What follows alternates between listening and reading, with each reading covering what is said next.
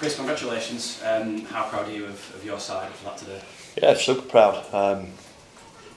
We spoke all week about confidence and belief, and how our effort levels need to be really of a high standard. And I thought we got that in abundance today. I thought the confidence that we showed to go through with a pass, especially in yardage. I think there was a couple there where we sent Louis Senior down that sideline. That's something we practiced during the week, and could have well and easily just held on to that ball, and especially in these the conditions, and that's kind of what I want my players to do. I just think we've been lacking a little bit of, like I said, belief, a bit of confidence to throw that pass, and really pleased that they've got the result. They deserve it. I thought we out enthused Warrington. We came up with some really good offensive plays. Certainly, the first tap start of the game that we've practiced all week on, and it's good to see all those little things come to fruition. So yeah, really proud of the guys' efforts this afternoon. I think at times last week your character was questioned as a side. I think that sort of last 10 minutes or so we've spent it with a man down probably puts that to one side, doesn't it? Yeah. I've never ever questioned the players' efforts, and I think the effort's been really good on the whole, and we just, like I said, it's the belief and the confidence, and winning breeds confidence, but on the flip side as well, when you keep you're losing, you kind of go into your shell a little bit more. So I thought we were great today. I thought that starting pack that came out were real physical, and I thought we kicked the ball.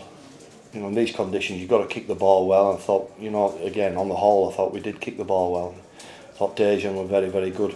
I thought Joe Westerman, George Lawler through the middle, and special mention as well to Jerry, because he's come back off a long layoff. Jerry Simbikin, and you could see last week he was struggling for gas, but he was very good today. So on the whole, just a real good team performance, and something that the Castleford town can be proud of. What did you make to Alex Miller's sin? Sam Birch has just said it could have easily been a penalty try in his view. Yeah, I don't. I think it'd have been harsh if it were a penalty try. I agree with the sin binning. He has caught him high. It's made an unbelievable effort to hold him up as well. So I had no issues with the sin binning. I'm not too sure about the penalty try there. But yeah, we can't worry too much about that. I thought we defended his line pretty well when we went down to when we lost the captain, and we just came through the other end. We managed that 10 minutes pretty well. It probably goes without saying that that's the response you wanted after last week. It's a response we needed. It's the response that the club and the town needed, and I'm pleased for those the fans that have turned out today in the numbers, and that's a performance that they can go home and they can be proud of, and the players understand when we underperform the effect that it has on the town, and the effect that it has on the coaches, and I'm not saying that it doesn't have an effect on them, but it makes the town's weekend if we've put in a performance that everybody's proud of, and I think we can be proud of that one today. What's the early sort of signs on his senior and what he's done? Yeah, it looked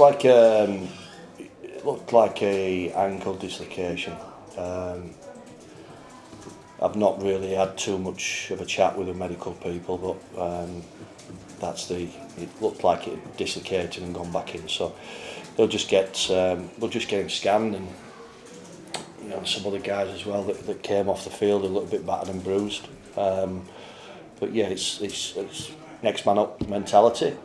Gives an opportunity then to people that played the reserves yesterday. So it's very unfortunate for Innes. I thought he did some really good stuff tonight. We're not too sure how long that's going to keep him out. Could it be a season? It could potentially, yeah. I'm not too sure. So we'll know more over the next couple of days. You've got that weekend off next week. What does this next couple of weeks look like for you and the side? Well, I just said to the boys there, I think it's just really important here that we don't fall in love with ourselves. We've had one win. At the end of the day, we're where we are. We're still in 10th spot. That gap between us and Warrington has tightened up a little bit.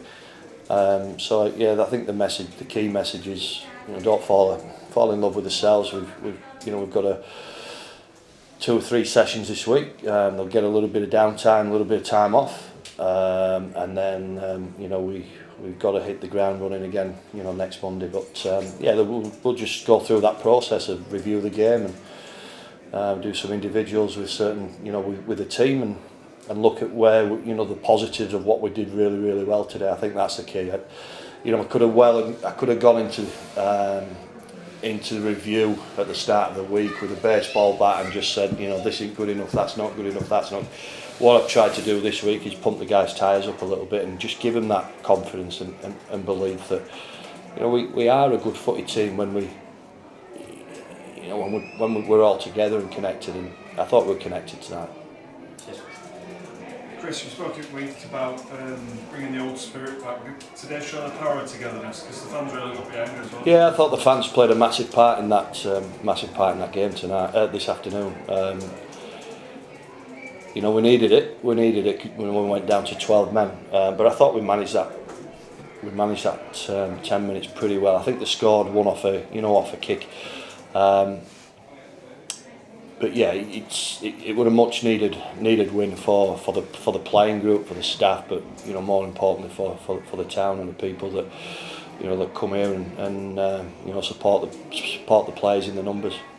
You've got a template now, haven't you? Because consistency has been an issue this season. So once you get back from this break, you need to see it again and again. Yeah, we do. I don't think we've had back-to-back wins this year. I might be wrong, but. I can't think of a back-to-back win this year, and that's really important. Like I said right at the start, we can't fall in love with ourselves. We've got an important block now to refresh and regroup, and then hit the ground running tomorrow, and then we've just got to freshen up and make sure we're prepared the best that we possibly can for the next game. I think on Thursday you said you were holding interviews in the next few days. Have you done those now? No, that starts on Tuesday. I've got the job of speaking to people that that haven't made the cut. We've had a lot of applicants, and I think it's only right that I respond in a professional way and let the play. Thank the applicants for the for putting the hand up and applying, and then probably Tuesday, Wednesday, we'll start that process. I think I said it at Sky, I said it during the week. This is probably the biggest decision I'll have to make as the director of rugby, and I've just got to make sure it's the right person and the right fit for this club. So even though you're not playing, it's a busy and important period, isn't it? Yeah, yeah. I mean, I'll start. I'll get on tonight, and then the phone will start ringing again at 10 o'clock. With that time difference, it's a nightmare, and I get in a lot of trouble at home. But it's my job. I've got to get the right guy for the right man for the job, and I'm pretty confident that we will as well. Chris, when do you anticipate making an appointment? Are you definitely going to be in charge for the next game? I'll definitely be in charge for the next game, mate. Yeah. The appointment, the process will, probably take a week. I think Martin's away for a few days. I think he's out in Portugal. I've just had a brief chat with him there.